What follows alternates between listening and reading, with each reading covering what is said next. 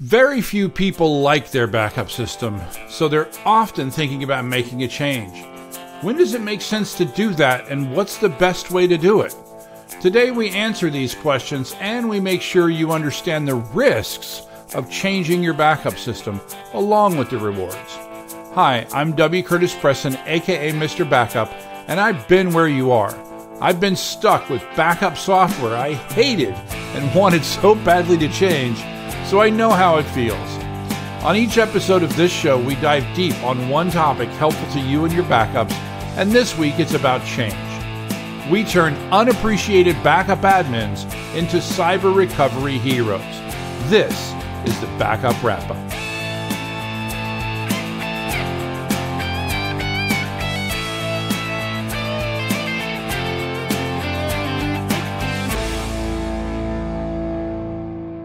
Welcome to the Backup Wrap-Up. I'm your host, W. Curtis Preston, and I have with me my personal interface into the SpongeBob world, Prasanna Malaiyandi. How's it going, Prasanna? I'm good, Curtis. Yeah, it's SpongeBob. Amazing show. So growing up, I didn't have access to SpongeBob because I'm a little older than SpongeBob, but I remember I was probably in college and I went to a good friend's house and his 6-year-old nephew was there. And that's the first time I saw SpongeBob SquarePants. And ever since then, I'm addicted. So I do watch it even to this day. I may or may not have SpongeBob SquarePants socks that I wear also. And I have like zero connection to the SpongeBob world. Again, if you're too old for it, I'm way too old for it. It was just a few days ago that I found out that the phrase "a few moments later" is from SpongeBob. Yep. I didn't know that. Great show. I think you should start watching it. Really? Yeah, Yes. That's what I'm going to do. In the midst of all of the other things I got going on. It's a great background show to watch. Oh, is it a background show? Yeah. All right. And they have the first 6 seasons on Amazon Prime for free. So how can I resist it? Exactly. I've never actually watched an entire episode. Maybe I'll watch an episode or two. Yeah. And then we'll see how. Well, it is time for us to get into the backup news, or the news of our world. Do we want to start? I think we should start with yours. Okay. Our news from the AWS Storage Day back, looks like about almost. Go ahead. So this recently came out. It is AWS trying to help with ransomware attacks. For folks who don't know, AWS offers a service called AWS Backup, which allows you to protect and manage some of your AWS resources like EBS volumes, EC2 instances, and others. And so what they've recently done, previous to this new release, what they had was the ability to sort of create a vault, is what they called it, where you kind of squirrel away your backups. It would be stored there. It would be protected. So they had like retention settings. It could be supported using the immutable feature, object lock capability of AWS, and basically prevent backups from being deleted. But this was all within the customer's account. And it was either AWS managed keys or customer managed keys. And so that was great. But someone could potentially still get into the system, start deleting backups. It's not completely foolproof. And I know, Curtis, we've talked in past episodes, just recently, about air gapping and what air gaps mean and virtual air gaps. Right. And so now what AWS has offered is, let me make sure I got the words right, a logically air gapped vault. That's a mouthful. By the way, I'm fine with that term. Yeah. I'm glad that they use that term, right? To put the logically in front of it. Yeah. And what it is it is a more locked down vault where, unlike before, where the customer was managing the keys or using AWS managed keys, these are keys that are actually owned by AWS. You can't delete the keys, which means if you can't delete the keys, then you can't prevent access to the data. And once again, they also have the ability to set retention that says, okay, make sure that the minimum, anything between like this retention and this retention, don't allow anything to be deleted. And once you set these policies, you can't actually go back and change it. So it's a good thing because it prevents people from, like, malicious actors from going and changing the settings and sort of changing Right. your retention policy down to one day and boom, all your backups are gone. Right. Which is a Yeah, good thing. and it looks like it's designed to be used cross account. So one of the things we've talked about in the past is to create an account that holds the backups for everything. And that's what it looks like this is designed for, because also it talks about offering direct cross account restore. Yeah. Which again, I'm not exactly sure how that would manifest itself, but because I think today, in order to do your restores, you kind of have to copy it back into the account first before you can start accessing it. And so they've, I think, integrated with AWS Resource Account Access Manager to allow instant access to those copies without having to first copy it across. Which is cool, because I think that's another piece that a lot of people forget. Right. Yeah, so I think this is, again, it's another step in the right direction. I like the idea of having I do wonder, and I would like to know, does having it encrypted with AWS-owned keys, you know what I'm asking? Oh, yeah. Yep. Yeah, does that mean that AWS can read my backups? That is a big thing I'm sure a lot of enterprise customers would be concerned about. Is how do you prevent AWS or someone who has access to the AWS infrastructure that data is secure? Right. In my mind, I think customers today could almost hand roll this solution on their own by using a third-party key management service with the current AWS backup, where they're kind of using customer managed keys, but they're using a third-party service for that. And so AWS in AWS fashion is like, hey, we see this as a customer pain point. Let's build something in natively to simplify things for customers. So kudos to AWS. Yeah, kudos to AWS. Although I do want to ask that, question. Oh, by the way, this is in preview, right? So it hasn't been. Yes, it is in preview. Yeah, so it hasn't been GA'd yet, but it should probably be coming out soonish, is my guess. So the next is another completely different solution, but aimed at the same problem. A lot of companies are worrying about this, the concern of backups being attacked or whatever. And one of the things that we have consistently said is that one of the things that you want to do is to make sure that you have a different, a separate authentication and authorization system for your backup and DR data, which would mean that if you're an on-prem system and you're backing up to the cloud, that you would, that if Active Directory, for example, was hacked, it wouldn't be able to attack your backups.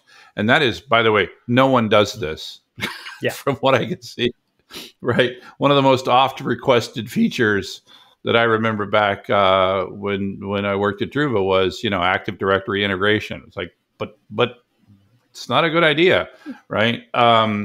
So this is it's not the opposite approach, but it kind of is. So this is from Cloud Casa, which I guess is like a house for your cloud, I guess is what they're going for there. So it's from Catalogic, the company, and it's specifically designed for Kubernetes. It's a Kubernetes backup system. And what they're now allowing is for you to do self-hosted versions of the software, and they're specifically billing it in that, let's say you're running in the cloud and you want to get an air-gapped backup of that. The only way to do that in their mind, or one way to do that in their mind, is to put the backup on-prem. So it kind of follows the logic that we have used. I would prefer that that air-gapped that air-gapped, as I make quotes in the air, I would prefer that they are on some sort of write-protected storage, some sort of, and in the case of Cloud Casa, they do say they support an S3 compatible backend. So if that is the case, then I'm sure that there are mechanisms to provide immutability. I would like to see that. But the idea here is that you can run their software now on-prem, separating it from your cloud environment. I guess it's very common to run Kubernetes in the cloud. And so then you run this on-prem, and so that you have a backup in a different, again, that different authentication and authorization system. But any thoughts on that? I think the other thing that this could be useful for is for those customers who are running Kubernetes internally, right? It gives them a mechanism to have a completely siloed environment where, because I think a lot of more modern Kubernetes data protection platforms sort of have some sort of SaaS connectivity, if you will. Right. And for those people who want complete control and complete isolation, this gives them that mechanism where if they're running something locally in their on-premises infrastructure, they have the ability to protect those in a simplified way without having to require centralized management and other things. Yeah. So it looks like, I guess if you have an on-prem deployment of Kubernetes, you can use the Cloud Casa service that already runs in the cloud. But if you have Kubernetes in the cloud and you'd like to protect it on-prem, you can now run the self-hosted version on-prem. So options are good. Options are good. Well, there you go. That is the news of the day. I hope you enjoyed the news. Today, I thought we would focus on basically how do we make sense of everything we just covered? We covered a whole bunch of different ways to do backup, right? We covered like the traditional full and incremental backup system, which may go to disk, may go to tape, most likely will go to disk, it may go to cloud. We talked about CDP, replication, near CDP, cloud-based system. I mean, we covered a whole bunch. Like, just throw a dart. The question is, just throw a dart. So now you're thinking about picking a backup product. How do you do that, right? How do you pick a backup product? Just starting with the basics, I think it is figuring out what are your requirements. What are you trying to solve for? Because if you don't know what those are, it's going to be hard to pick a backup product that meets those expectations. If you don't know where you're going, you probably end up somewhere else. If you've ever heard that before. I completely agree with you. I think that's a message that we put out pretty consistently here, is that the more you can set expectations and document expectations, the more success you will have at meeting those expectations. If you don't set expectations and document expectations, then no matter how good you are, you can't compare them to anything, right? So the same is true of requirements. If your requirement, I mean, when I go back to the early days when I picked my first commercial backup product. When I think back in the day, I remember going to a bunch of backup vendors, and I went with what at that time were really basic requirements, but they very quickly knocked out many, if not most, of the backup products that were on the market at the time. And so what I remember is, and that's a great way to do it, right? If you have solid requirements that you can dictate, let's say a requirement of you've got to be able to back up Mac OS. That's going to knock out a bunch of vendors, right? Well, why is that a requirement for you? Well, because we run on Mac OS. Well, and I think that gets to a key point. It's make sure your requirements are justified and valid. Because sometimes people are like, oh, I want a Ferrari, right? But they only have a budget of like a Toyota. So you have to make sure you understand what are the requirements that you really need to hit versus what's your wish list. Yeah, wish list versus requirements, right? So you can have, when we talk about requirements, I put them in three categories, right? There is basically showstoppers. You either do or you do not back up Mac OS or whatever it is, whatever that is for you, Oracle, AWS, whatever that is, for you, that list. Then there's, gee, we'd really like it if you could do this, right? Backups by osmosis. That would be really nice, right? And those aren't going to rule out products. They're going to help you make a choice when when you get down to that that list of 3 products. All 3 products meet Must the have showstopper requirements, but one of them has 75% of your nice to haves, right? And then there's like a third category of moonshot. These sound cool, right? But honestly, it's not going to swing us one way or the other. I can't think of a good example of what that might be, but I remember having that category, right? It's sort of like required, important, and I guess the third is technically the nice to haves, right? Even for these 3 categories, Curtis, I think it's important to also consider it's not just what you need today, but you also want to think about sort of the next 3 years, right? What those requirements, the must-haves, the nice-to-haves, the moonshots will be. Because your backup that's a good point. Exactly. It's a good point because you should think about the requirements not just for today, like you said, but for the future. So if you are aware of an upcoming project where you're going to migrate your entire environment to Azure, maybe Azure backup might be important to you, right?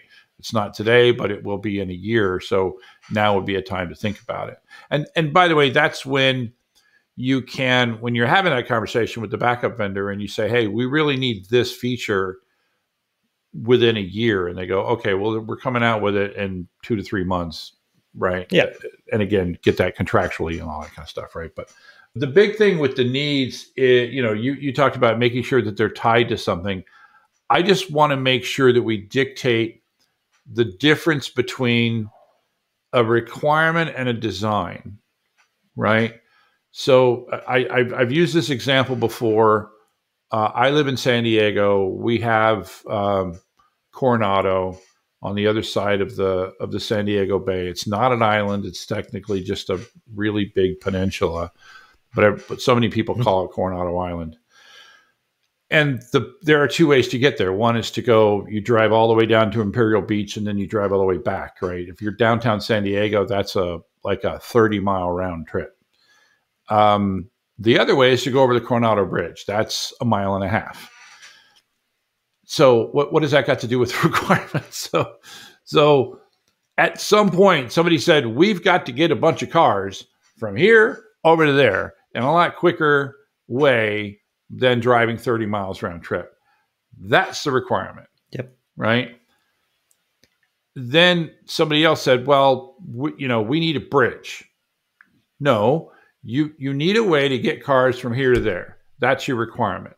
The bridge is the design. Yep. Another design would be tunnel. Another design would be ferry. It's like the how. Right? That's the how. A lot of people, they very quickly get excited about the how and they forget to look at the why. And where this happens a lot, nerds like you and me, we see this presentation. You've likened CDP to TiVo, right? Yep. I remember the first time I saw TiVo. The first time you got to pause live TV. That was like the most amazing thing, right? You remember that? Oh, like, yeah. The first time you got to pause live, I'm going to go to the bathroom for a minute. Pause live TV, right? Or somebody wants to, my wife wants to say something to me and I can just pause, answer her question, and then go back to the show. That was amazing, right? Well, the same thing happens when when somebody shows you CDP for the first time, or whatever. Pick your backup by osmosis. The first time you see that, you get excited about that. My point is, do you need that? Right? You have a requirement to have an RPO and an RTO of X, and CDP could meet it because CDP can meet all the way down to 0. But what is X for you? Yeah. And And what are the other ways that you can meet that yeah. requirement? And remember that X may be different for different workloads in your environment as well. So those are other things you have to think about it. Right, exactly. We're going to cover that here in just a minute. We're going to take a turn there in a minute. And wait, before you get there, since you threw out some acronyms, do you want to define RTO and RPO for our listeners? Sure. And then we'll throw on two more acronyms. Yeah. So recovery time objective, recovery point objective. Recovery time objective, or RTO, is the amount of time that a restore will take, right? That it will take to bring the system back to operational readiness, right? So within that, let's say we've got a 4-hour RTO. Within that 4-hour RTO, 1 hour of that might be dedicated to the actual restore. 3 hours might be dedicated to getting the hardware back up and running and connecting it back to the rest of the environment, right? But that's what recovery time objective. Recovery point objective is how much data we can lose as measured by time. So 1 hour, we can lose 1 hour's worth of data. And then we talk about RTA and RPA, recovery time actual, recovery point actual. So this is the RTO and RPO. That's your objective. That's the thing you're going to try to meet. And maybe you have to meet. RTA and RPA are what the system that you actually have, what it's actually capable of doing. Because sometimes they don't match. Especially if you didn't go through this process on the front end, right? Yeah. Another thing that's very closely related to what I said before is sometimes you don't need to make a change. Sometimes you see something really cool. You're like, oh, that looks like a really cool new backup product. Sometimes the best choice is to do nothing, right? The question is, are you meeting the requirements with what you currently have?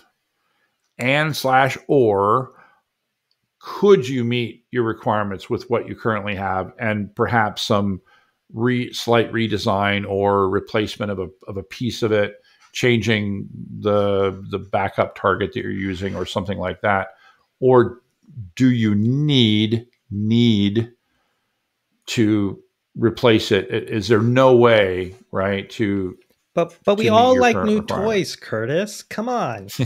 Yeah, we all like new toys. I think the other thing people sometimes don't think about, going to that point you just mentioned, is you could replace the system, but sometimes you have to also take into consideration retraining, retooling, thinking about your existing infrastructure, keeping that up and running, migrating all your workloads over to use the new system. There's a big cost with migrating a backup system that you need to take into consideration if you do decide, okay, I want to swap out my existing system. That is absolutely a reason not to migrate if you don't have to migrate, right?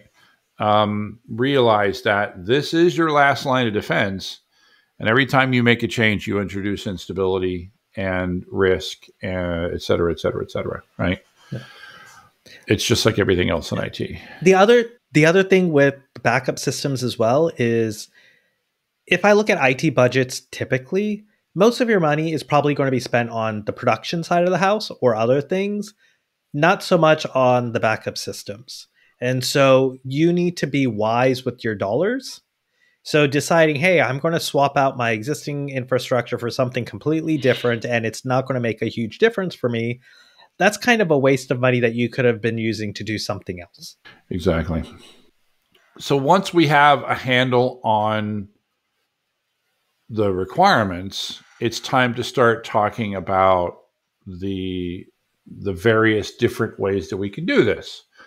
And I think that nowadays, one of the things that should bubble up to the top from a requirements perspective and should really take the lead in this part of the discussion, when we start looking at the capabilities of the different products, is the cyber aspect, right? Because it's no good to have like the fastest backup and recovery system in the world and the one that has the most beautiful UI, et cetera, and maybe cost the least.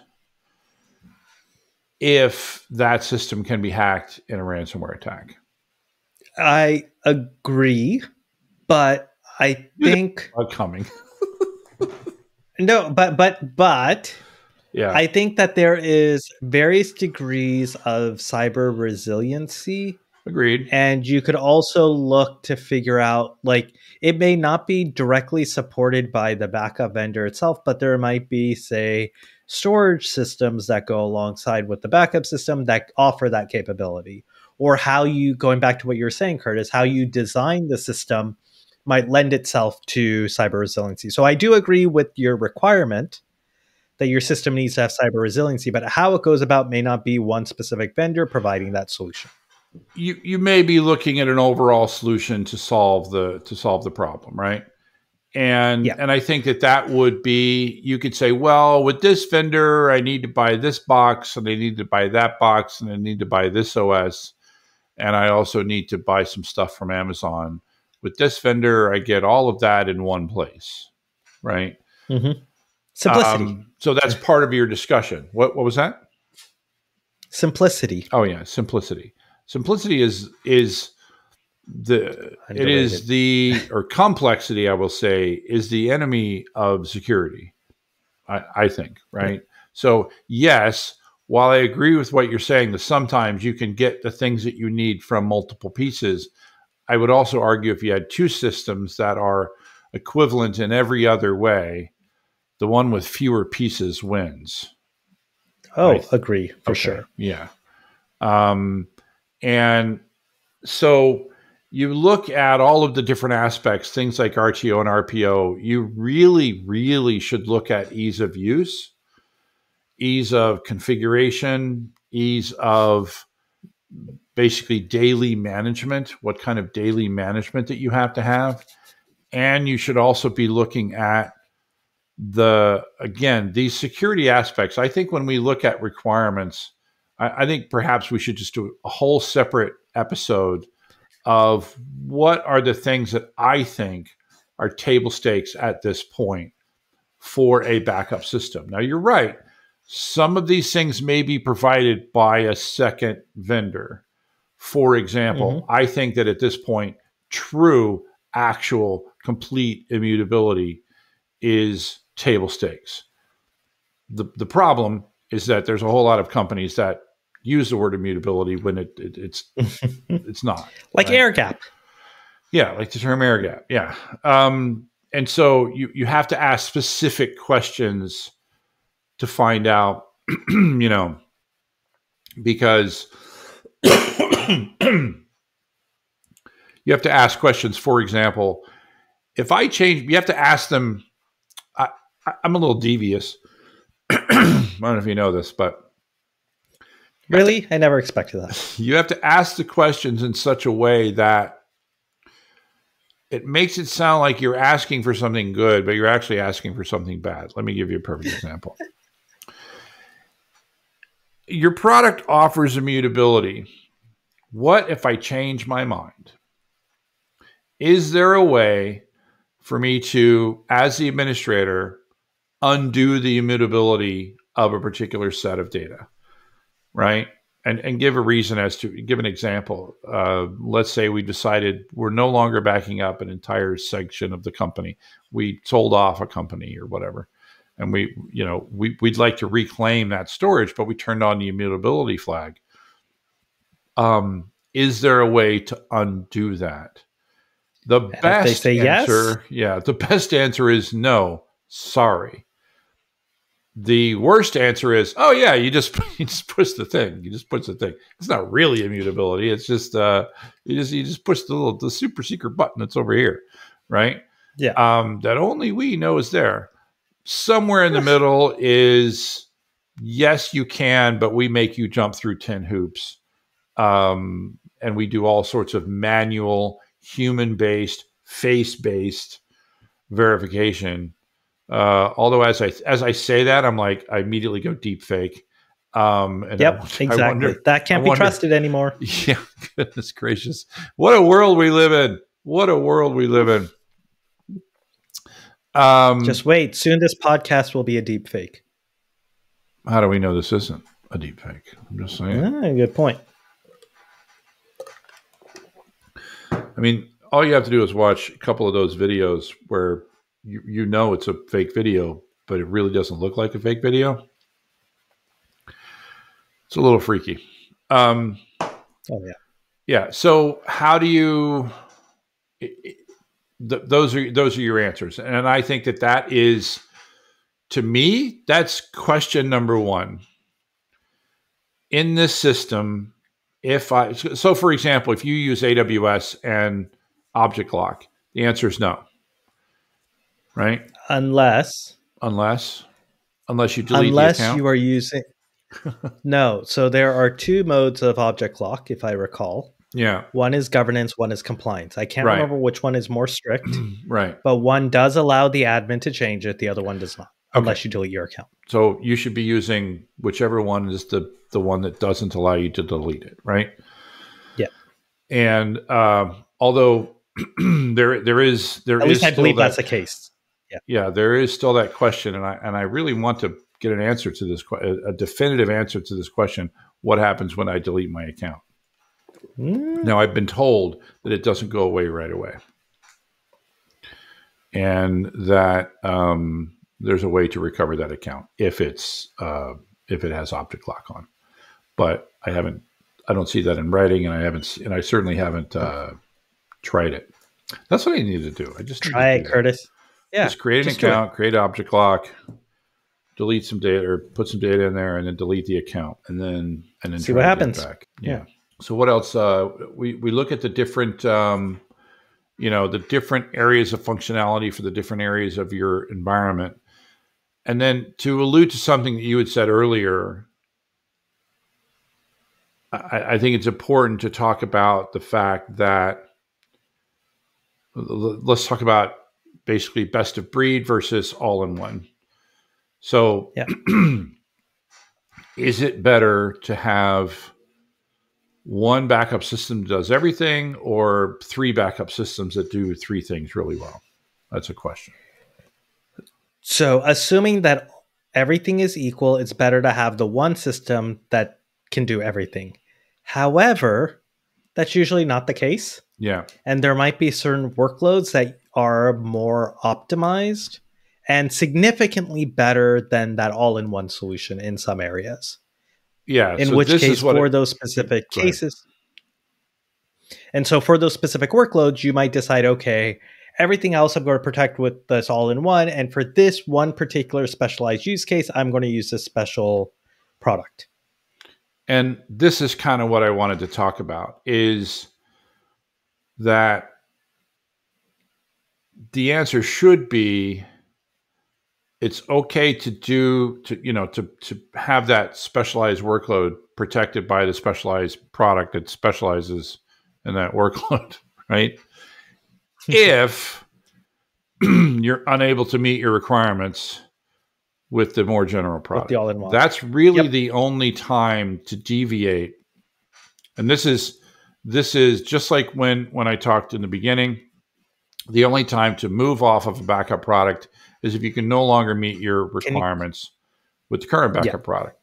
The only time to deviate from the central design and the central, one sort of product to rule them all is when you can't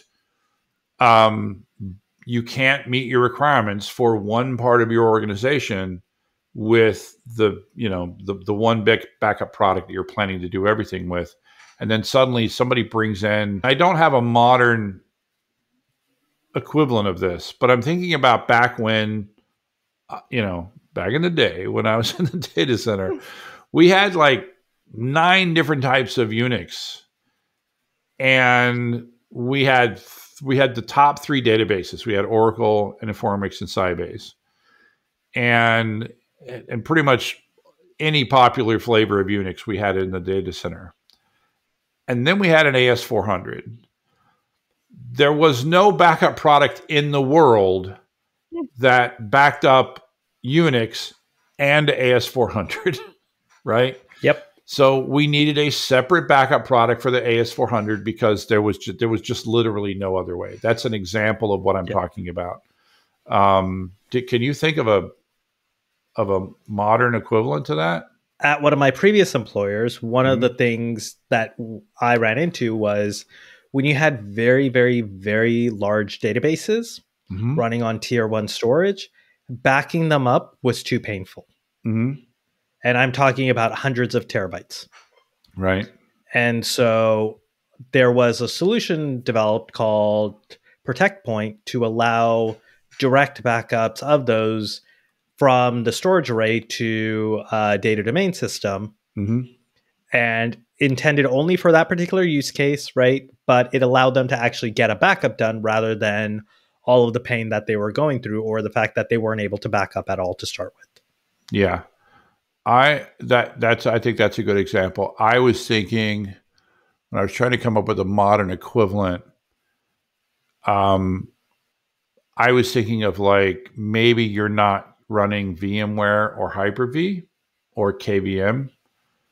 You're running some other hypervisor, right? I know people that work at some of these other hypervisor companies, and they're doing just fine. They're having an exciting time right now with the Broadcom acquisition of VMware, right? It's fun days for these guys, right?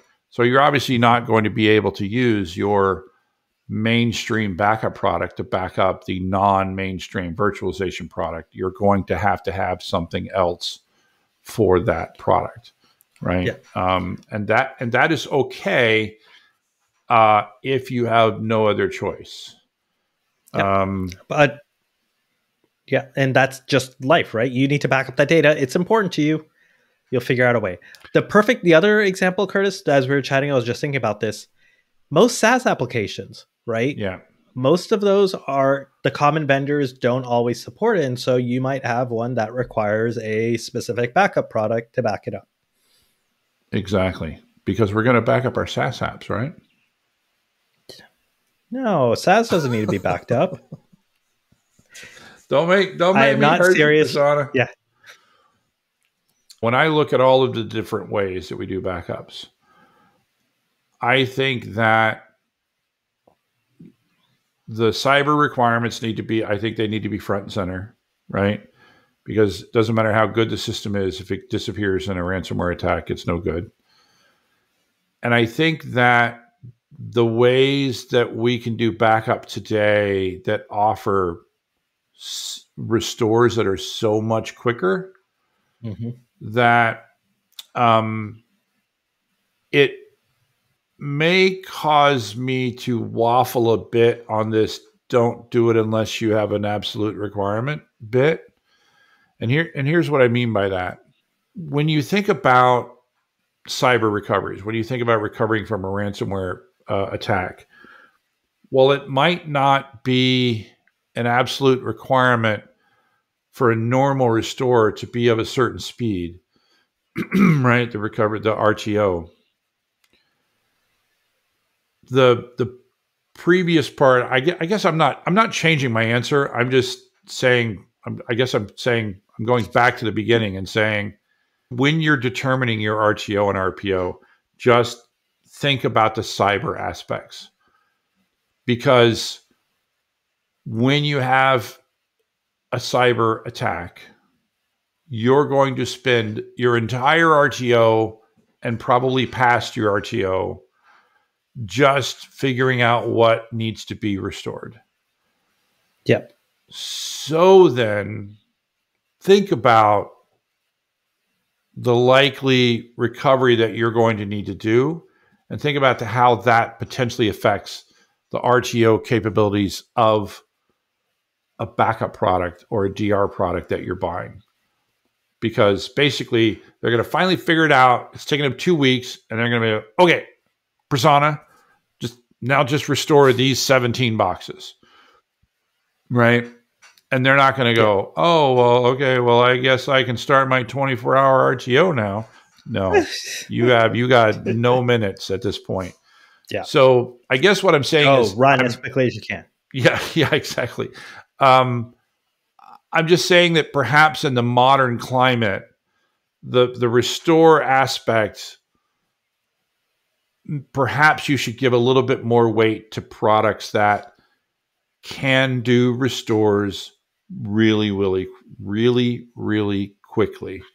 This is what I'm saying. I'm kind of waffling on the requirement, but I'm kind of not, because you're not going to have the RTO set to 2 weeks, right? You're going to have the RTO set to something probably in hours. And when you get a cyber attack, it's going to, whatever you set it to, it's going to eat it up. And then you're just going to need to be able to restore as quickly as possible. And so just figure that into when you're talking to vendors, when you're thinking about their backup products. I like that. Yeah. It's all cagey and weird. And I'm just trying to get you to think about that. If you're thinking about changing your backup product, just think about what a likely cyber recovery will actually look like. And how you'll, I don't know if I've told this story on the podcast, but I'm pretty sure I've told it to you. I go back to one of the first major restores that I participated in. And I was at a bank, and we had a NOC, right? Network Operations Center. Mm-hmm. And when we were doing a large restore, there was someone who was at a console that was a remote console to the system we were restoring. And they were the operations center, right? And so they were talking to people on phones, and, we had I'm trying to remember. I don't think we had flip phones. I think we just had phones, right? Regular hardwired phones and beepers, right? Yep. And I remember that we had the guy in the data center. I only saw the other half of this story. I didn't see this the funny part, because you were out in the data center itself. Because I was the one in the data center doing the thing, right? So in the NOC, there was the guy sitting at the console, and standing behind him were two managers, his boss's boss and his boss's boss's boss, standing, and it just so happened that both of their first names were Tom. And one of my cohorts was talking to this guy on speakerphone, not knowing he was on speakerphone. Mm-hmm. Oh no. And so we were in the middle of this big recovery, and it's just what I thought about, when you come time to do the restore, you've got the attention of the powers that be, right? So he said, where are you? Oh, I'm in this data center. And, where are you? Oh, I'm in the NOC, sitting here at the console. And he goes, let me guess, you got Tom and Tom over your left and right shoulder. And apparently Tom and Tom just took like one step back. He goes, yes, when the feces hits the rotary oscillator, that's exactly what happened. You've got all that attention, very unwarranted, unwelcome. Well, not unwarranted. It's warranted. Unwelcome attention. All eyes on you. Yeah. So just my final thought, just make sure that the first time you're firing the backup system in anger is not the first time you're firing your backup system. Right? Make sure that you've got a solid handle. Once they say go, and I know I've got 15 systems to restore, I know how long that's going to take, so that you can, and hopefully that you can reduce that time down as much as you can. Yeah. Anyway, well, this has been fun. Anytime always I good to reminiscent over a scary event from my past, it's a beautiful thing. Well, thanks for hanging out. Which you have quite a lot of, I must say. I do that. I'm a storyteller. What can I say? Yeah. So thanks for hanging out, Prasanna. As always, thanks, Curtis. All right, and thanks to our listeners. We'd be nothing without you. That is a wrap. The Backup Wrap-Up is written, recorded, and produced by me, W. Curtis Preston. If you need backup or DR consulting, content generation, or expert witness work, check out backupcentral.com. You can also find links for my O'Reilly books on the same website. Remember, this is an independent podcast, and any opinions that you hear are those of the speaker and not necessarily an employer. Thanks for listening.